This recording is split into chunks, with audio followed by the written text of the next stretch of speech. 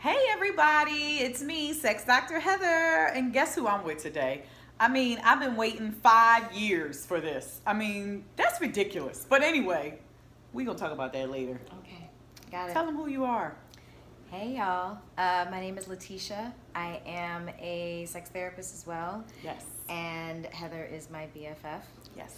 And we have gone to lots of schools together. Yes. We've done lots of training together. Yes. But I am a clinical sexologist. I'm black, I'm Yes. queer, I'm sex positive, I'm all the things. Yes, she is. And let me tell you something. The day that I met Letitia was when, I call her TT though. That's her name that I've given her, and now her other side of the family just has adopted that. I knew that we had some kind of connection, and we did. You know, we were destined to be friends forever. So, and that's a good thing. Friends are great. However, we're more than that. Like, we share the same dream as far as like our career, our professional path. You know, it's not exactly the same, but it's very similar, right? Correct. So I really love that one of my best friends is a sexologist. It's like the bomb. We don't always talk about sex stuff, no, because guess what else we are? We are marriage and family therapists, which is how we became a sexologist. I feel like I need to talk a little bit more about the marriage and family therapy piece, because people often get confused when I tell them I'm a sexologist. The first thing their brain goes to is intercourse. Does that happen to you? Like, how do you explain? That's a good question, actually. It actually depends on the crowd, depends on the person that I'm talking to. There are some times when I'll tell people about the work that I do, and I might just say I'm a psychotherapist. Right. Or I'm a therapist.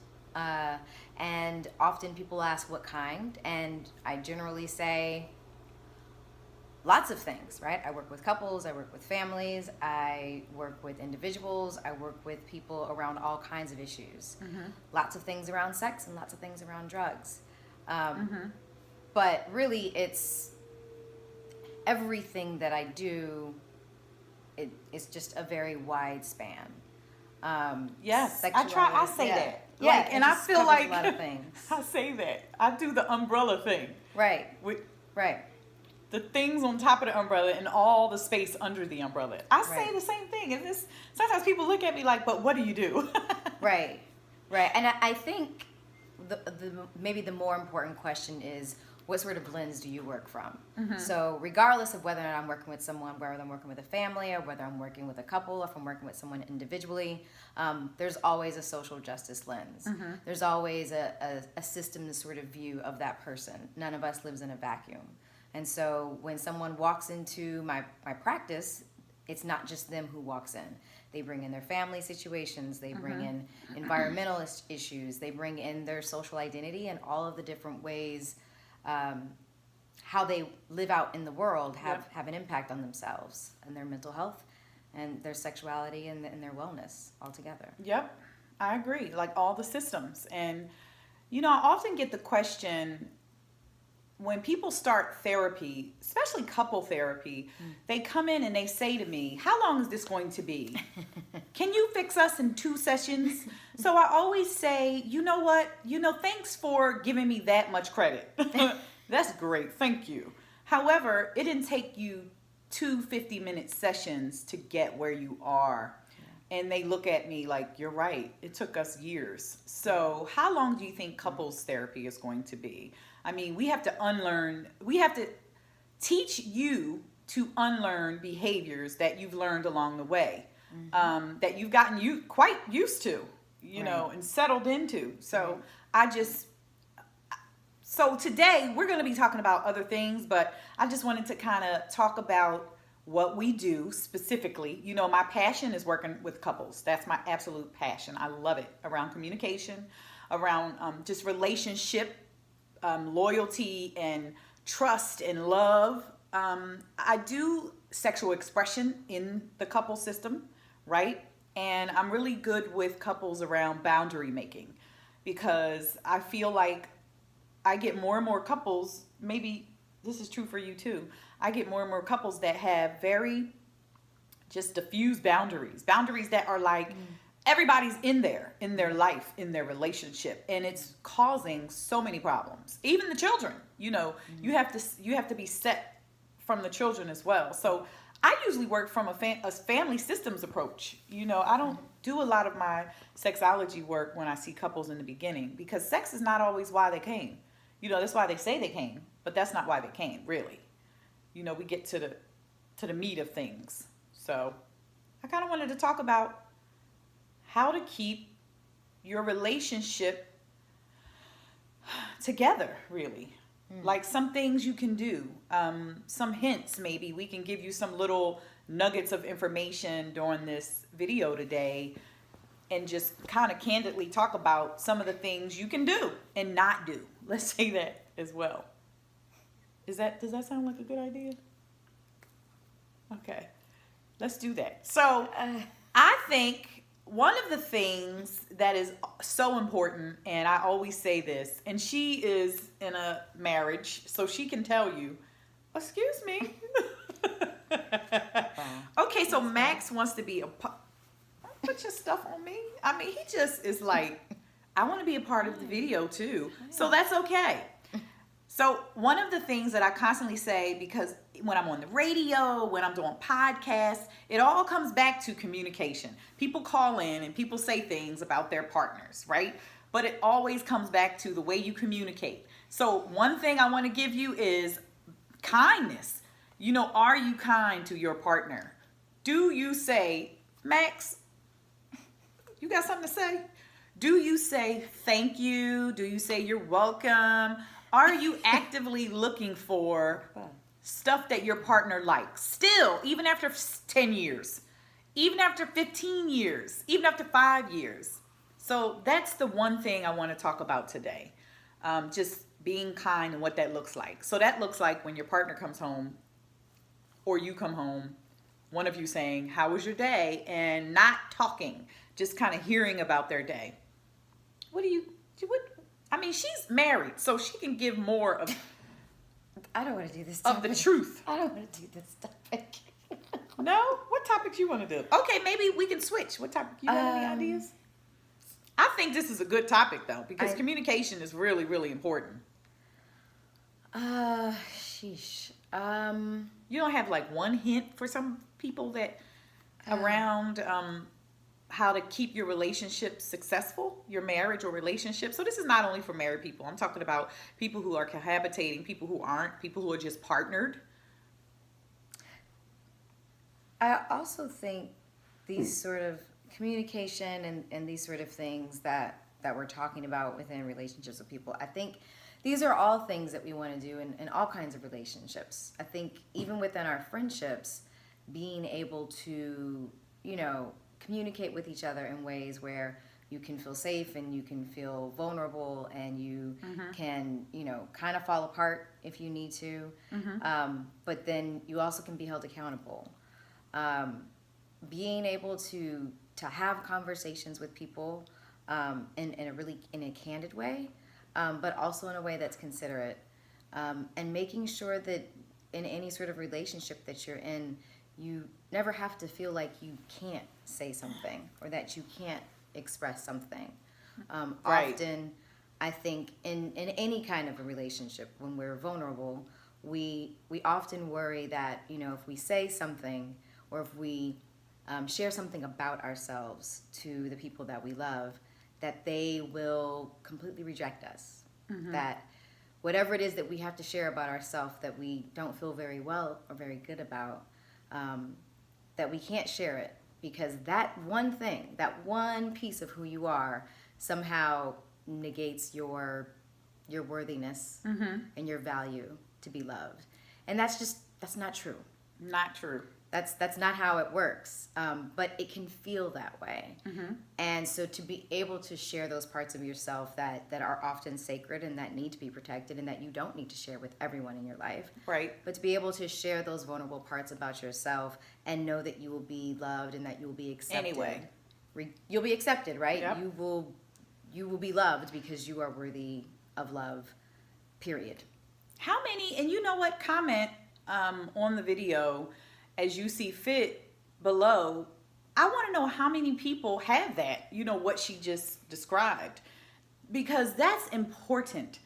There are a lot of couples that come into my office who don't have that, who, as soon as I break them up in individual sessions, all of this stuff comes out because they don't feel comfortable being vulnerable in front of their partner, or don't feel supported if they're vulnerable in front of their partner, because maybe they were, and then trust was kind of severed, and it doesn't happen anymore. So then the relationship is kind of going downhill. And it's really important for you to have a partner that you can be vulnerable around and who doesn't judge, and in that you have that. So I agree. Mm-hmm. That's really good. That's a good nugget. Okay, let me tell you. So I have one more. Nugget. I'd like to say so what happens in some relationships, Max is just like, so what actually happens sometimes, Max, Hey, Papa, it's okay. in some relationships, people stop having sex, basically. They stop having sex because things are just going wrong and they just stop, and I feel like that's when a lot more of the problems happen. Oh. Hi! A lot more of the problems start happening, because maybe you have money issues. What's the number one reason for divorce? Apparently it's money. Money. Yeah. Yep. But Money. But if you was having more sex, you could talk about the money. You'd be more open to talk about the money if you were having some pleasure. So I'm not just talking about sex. I'm talking about pleasure, because you can have sex without pleasure. Okay. Absolutely. And there are a lot of people who are doing that. Absolutely. Right. So that's not what I mean pleasure. Okay. Look who's home. Aww. Hi, baby. hey, Yes, I know.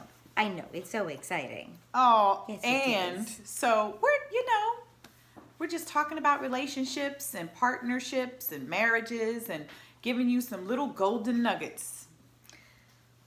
Another thing that can happen is that when you get into a habit or routine, and that habit or that routine does not involve sex, the more that you Yep. engage in that routine, the easier it is for that priority list, or at least the prioritizing of sex, moves further and further and further down.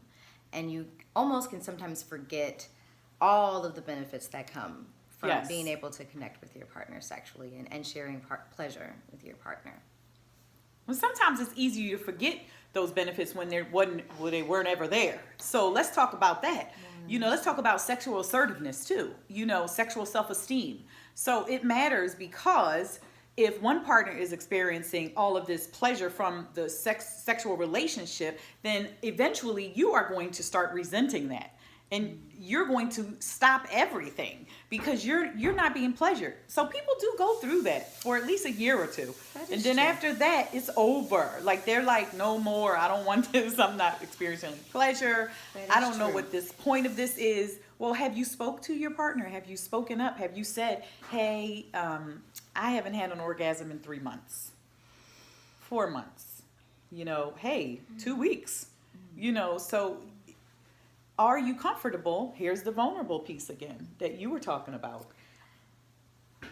Yes, and the best way for us to ensure that we have pleasure in any sort of sexual experience with someone else is being very clear about what it looks like for us to be able to please ourselves.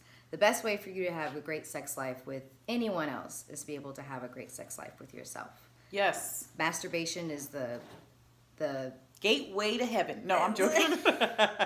No, I'm just joking.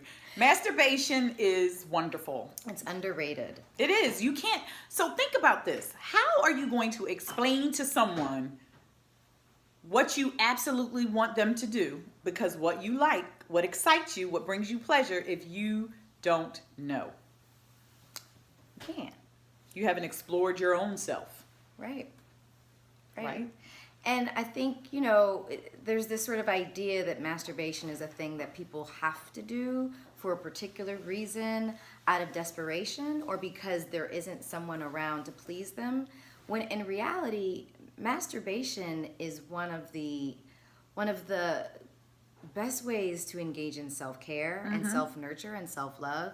You know, I often talk to people about how to take care of yourself, how to please yourself, and how to treat yourself how you want to be treated. And so there's absolutely nothing wrong with setting up a scene, having some candles, get your diffuser going, have some music playing, rub yourself down, take your time with yourself. Don't treat your body in a way that you wouldn't want someone else to treat it, and don't think so much about the end goal, so to speak. It's not really about what happens at the end. It's about all that you get to experience and all that you get to explore for yourself, and you get to play and you get to have fun and you can try out different things. And that, I think, is one of the, personally, I believe it's 50% of your pleasure. It is. From anything or anyone else, is being able to explore and really and truly take care of yourself, right? Like, yeah, you can rub one out real quick before you go to sleep. That's fine. Or on a date, and you know all the things that we see in society on television that tells you, even though there's still negative stigma. So much.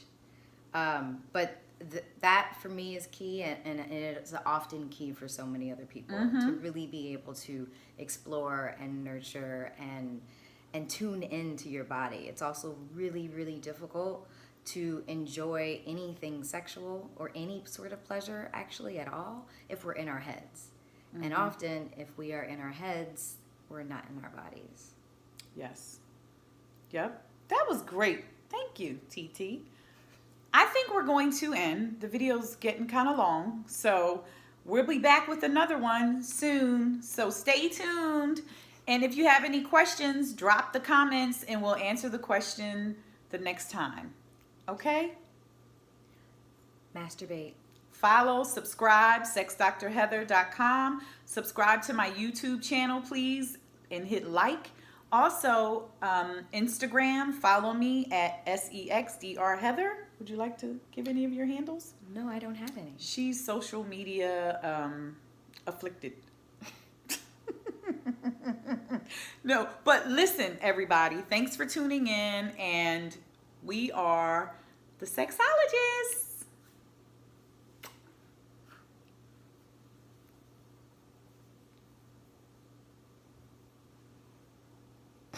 It's still going. That's that.